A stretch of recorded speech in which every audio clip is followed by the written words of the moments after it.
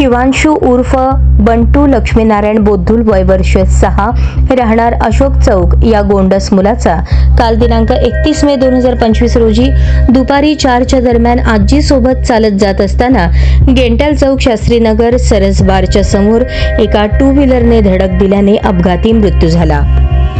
याबाबत सविस्तर माहिती अशी, दुपारी 4च्या सुमारास मुलाची आजी तिच्या घराकडे नेत असताना समोरून अतिवेगाने 2 मुली टू व्हीलरवरून येत असताना त्या मुलास जोरात धडक दिल्याने आणि त्याच्या डोक्यास जबर मार लागल्याने अपघात झाल्याबरोबर आजूबाजूच्या नागरिकांनी रिक्षात घालून ताबडतोब सिव्हिल हॉस्पिटल येथे घेऊन गेले।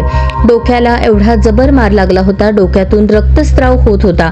काही वेळाने त्यास झटके येण्यास सुरुवात झाली आणि काही वेळातच त्या गोंडस बाळाचा मृत्यू झाला।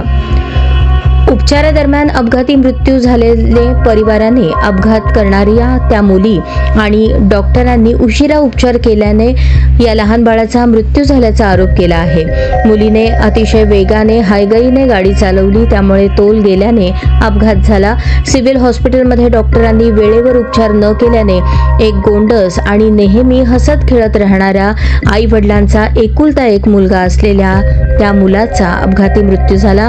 यास जबाबदार असणाऱ्या, धडक देणाऱ्या त्या मुली आणि उशिरा उपचार करणारे डॉक्टर यांच्यावर कारवाई झालीच पाहिजे अशी मागणी सामाजिक कार्यकर्ते निरंजन बोद्धुल यांनी केली आहे।